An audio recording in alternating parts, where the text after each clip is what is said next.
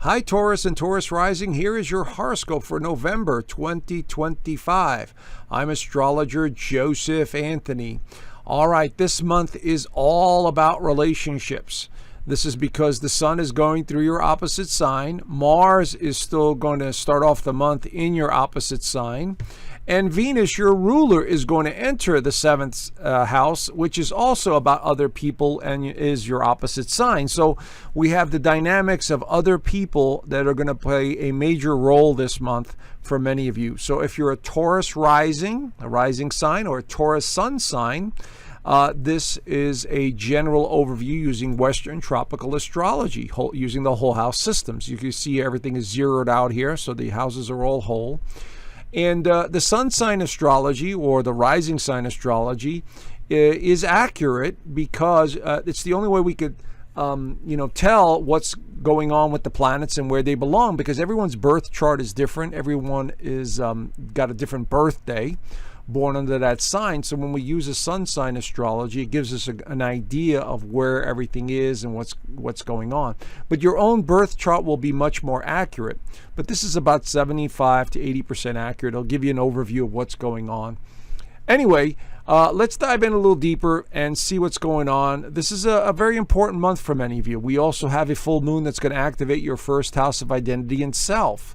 And so that's going to, bring in some interesting changes. We've also got some tricky retrogrades going on. Uranus will retrograde back into your sign for the last time in our lifetime.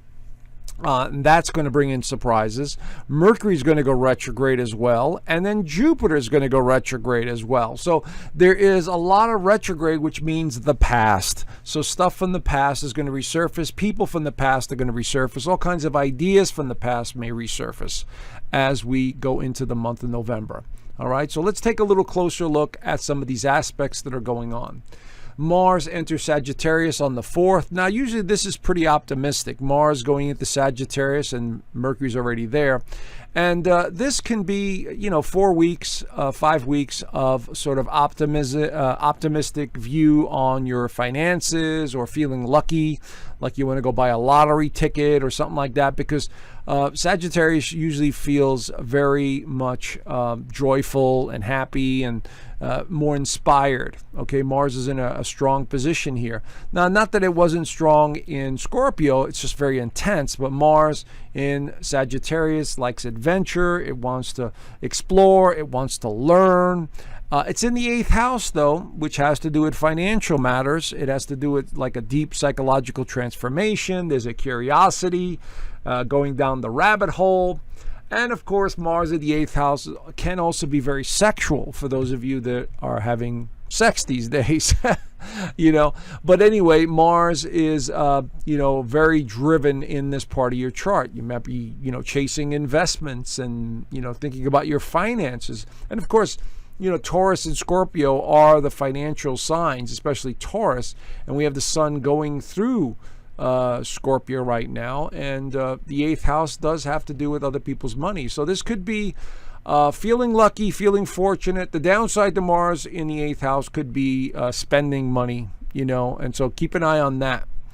Now, when Mars does enter, I have to bring up this aspect here. Mars is going to be opposing Uranus right there, 0 degrees, 0 degrees. So this could be surprises with finances as well. So as soon as it enters on the 4th and 5th, there could be sudden expenses that come in, or surprise expenses, or something to do with the financial matters. Could be something positive too. I'm not saying it's negative, but an opposition usually brings in surprises, and so it could be good or bad depending on your birth chart. But I'm just giving you the heads up that the 4th and the 5th, especially on the 5th when we have the full moon in Taurus.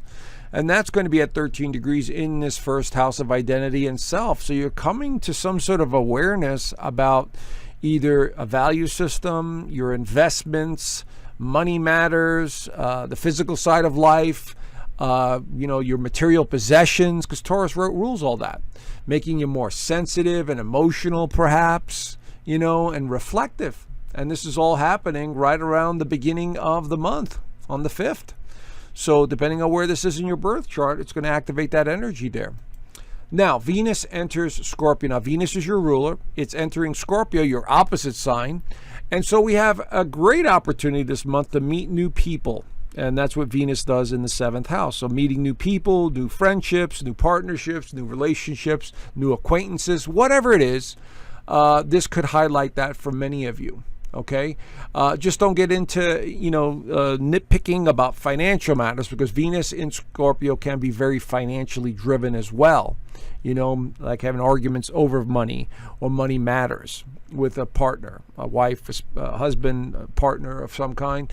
So this could be a little tricky. So keep an eye on that as Venus makes its way through that 7th house. But for the most part, again, depends on your chart. Meeting new people, or maybe a business deal, or money matters. Now, here's Uranus going back into Taurus once again. And this is going to be, bringing up things from the past, people from the past, situations from the past, because now it's back in the sign of Taurus. Now, one of the things I think is going to happen with this Uranus in Taurus, it has to do with the financial system. If you guys have been following me a while, especially on YouTube and the other social media platforms, I do the live streams every 2 weeks on YouTube. And of course, in my community, we talk about this stuff all the time. But Uranus in Taurus could be a new financial system. If you've been following the information I've been providing, and a lot of other people have as well, they're trying to get us all on the digital currency. This is a better way to control humanity in their eyes. I think it's a complete farce, in my opinion, because they are going to control every little aspect of your life. If they don't like the way you're spending your money, or they're going to attach it to some sort of stupid credit score, and then we're going to have to deal with that nonsense. So this could bring up that Uranus in Taurus, bringing something up from the past. So we have that lingering over our heads. And this is worldwide, not just in the United States. Now, the 9th, Mercury goes retrograde, which again, it symbolizes the past. And so we have Uranus retrograde, and now we have Mercury going retrograde in the 8th house. So financial matters are definitely on the table this month. And again, it could be something that's out of your control, like a new financial system, or financial crash of some kind, or new regulations, or something stupid going on in government, and that's what I'm pointing out. But on a personal level, it could bring you back into the past with a relationship, or financial, debt, taxes, insurance. All that stuff falls under the umbrella when Mercury is retrograde in the 8th house. But for the most part, it really has a lot to do with the deep psychological transformation. Questioning yourself, all right, what am I doing? Where am I going? What do I want next? That kind of stuff. That is a real possibility here with Mercury going retrograde in Sagittarius. Jupiter also goes retrograde on the 11th, right there. There it is in stationary position. Now, this one's a little tricky because Jupiter in Cancer tends to make us more sort of homebody. We worry about protecting our assets or our family members. And then when it goes retrograde, we go within and we're like, I don't know if I want to socialize. I don't know if I want to be around people. I just want to be by myself. That kind of mindset is what I'm getting at. And this is the 3rd house of communication. So Jupiter is going to be retrograde for about 4 months or so in this 3rd house. Well, maybe you're revisiting a project that involves communication or writing. This could be a good time for that with Jupiter going through the 3rd house. But for the most part, I want you to notice something here. We have a lot of water taking place here. We have the Sun, Venus in Scorpio, which is a water sign. Now we have a retrograde in Cancer, water sign. We have these other 2 outer planets in Pisces, water sign. And we have Uranus retrograde in Taurus, and along with Mercury retrograde here. So it's almost like we're going to come to a standstill and go, what the hell is going on? And we're reverting to something or a situation from the past. And that's what I'm seeing here. Now, again, this could be for everybody, but if you're Taurus rising, Taurus sun sign, you may be affected a little bit more because of Uranus in that 1st house. So let's see what happens. But Mercury will retrograde back into Scorpio right there in the 7th house. And this is again highlighting someone from the past that could be resurfacing, or a group of people from the past that resurface in your life. So this could be very important at that time. But the new moon in Scorpio is also going to bring in either someone new or someone from the past that you haven't seen in a long time.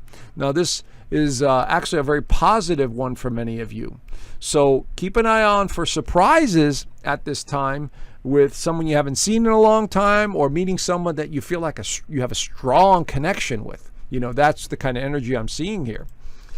Sun enters Sagittarius. This definitely helps with optimism, and we feel more inspired. We feel, things are going well. And again, 8th house, financial matters highlighted, shared resources, taxes, income, the deep psychological side of life, but it's an optimistic Sagittarius. So this could be a good time to make money or look at your investments or to start a new business of some kind, especially after that new moon in Scorpio.